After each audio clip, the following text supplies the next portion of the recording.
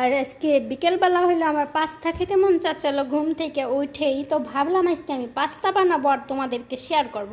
তো ফার্স্টে এখানে দেখো পানি দিয়ে দিচ্ছি, এখন হলে আমি পাস্তাগুলোকে দিয়ে দিচ্ছি যে।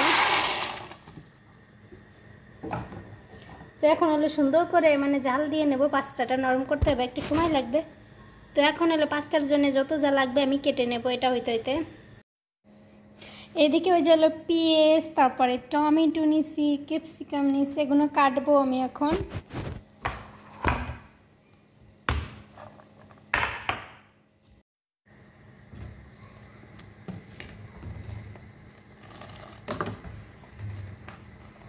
এখনও কিন্তু সেদ্ধ হয়নি, সেদ্ধ হইতে একটু সময় লাগে, এগুলো পাস্তাগুলো একটু সময় লাগে সেদ্ধ হইতে।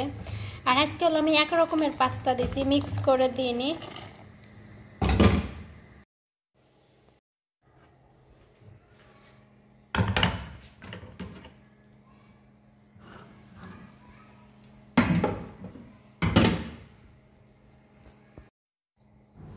আর এখানে হইলে দেখতে পাচ্ছেন কি কি দিছি, টমেটো, এরপরে মুরগির মাংস, পেঁয়াজ, ক্যাপসিকাম, এগুলো হলো এখন আমি সুন্দর করে ফ্রাই করে নেব।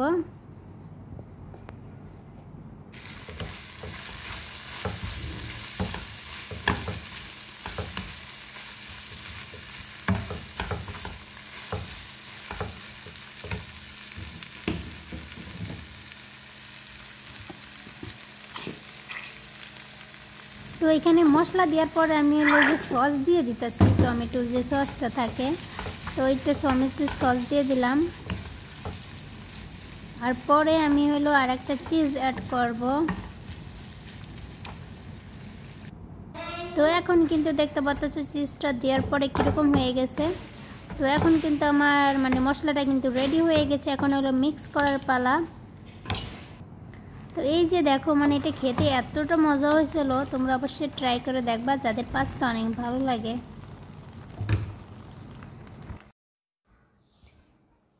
তো দেখো আমার এখানে হইলো একটা বিড়াল সবসময় এখানে বসে থাকে, কেন জানি না, গাছের ভিতরেও কী যে পাইছে।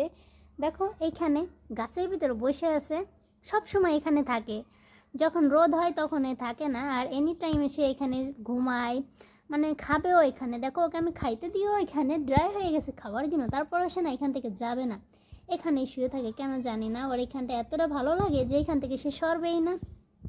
তো এখানে দেখো এখানে এলে আমি গাছ লাগাইছিলাম কিছু, পানি দেবো অবশ্যই গাছগুলোতে, না হলে তো গাছ মরে যাবে। আর এই গাছগুলো তো তোমাদেরকে অনেকবার শেয়ার করছি আমি, এই গাছটা না মরে যাইতেছে দেখে বুঝতে পারতেছো, জানি না এটা বাঁচবে কি বাঁচবে না, তারপর আমি রাইখে দিছি যদি বাইচে যায়, বা গোড়ায় একটু মাটি দিতে হবে, মাটি কম হয়ে গেছে। আর এখানে দেখো আমার কলমি শাক গাছগুলো কত কিউট লাগতেছে দেখতে। আর এখানে যে সজনে গাছটা দেখতে পাচ্ছ তোমরা বিচি দিয়ে লাগাইছিলাম, এই গাছটা আমি উঠাই ফেলবো, রাখবো না। আর এটা হলো আমি এই যে মাঝে মাঝে শয়তানি করে বোতল কাইটা মাটি বুটি করে লাগাই যখন কিছু থাকে না। আর এখানে আমার পুদিনা গাছ দেখো, এই যে মাশাআল্লাহ, এই একটা গাছ লাগাইছিলাম আমার ননদের বাসা থেকে এনে, সেই গাছটা দেখো কতগুলো মানে বাউ বাচ্চা উঠে গেছে এগুলোর। আর এখানে একটা টমেটোর বেজি হয়েছে দেখতে পাচ্ছি।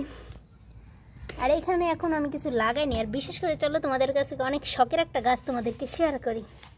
এই যে আমার সেই শখের গাছ, এটা কি গাছ তোমরা বুঝতে পারতেছো, এটা হলো কচুর গাছ, যে কচুর মুখী আছে না, ওই কচুর মুখী দিয়ে লাগাইছিলাম।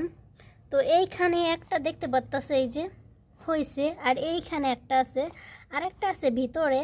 তো মোট হলো 3টা কচু গাছের চারা আমি দিছিলাম আর এক জায়গায়, এখন আমি এইখানে রাইখে দিছি। তো এখন আমি পানি পরিমাণে কমই দিতেছি যদি নষ্ট হয়ে যায় গাছগুলো, খুব শখ করে লাগাইছি, জীবনের ফার্স্ট টাইম আমি কচু গাছ লাগাইছি। তবে আমার শাশুড়ি মারে বলতেছিলাম, হাসতেছে যে কচু গাছ কি লাগাইতে, বাংলাদেশে কত কচু বলো তো, বিদেশে কি কচু গাছ আছে। তো আমি হলো কচু গাছ লাগাইলাম, এই কচু গাছটা লাগায়ে আমি আমার বাবিকে বললাম, সবাইকে বললাম যে আমি কচু গাছ লাগাইছি, কচু গাছ হয়েছে। তো এই কারণে এটা হলো চারা রয়েছে এখনও, ঠিক আছে। তো এবার আমি ঢেকেও রেখে দিছি যাতে একটু সুন্দর থাকে।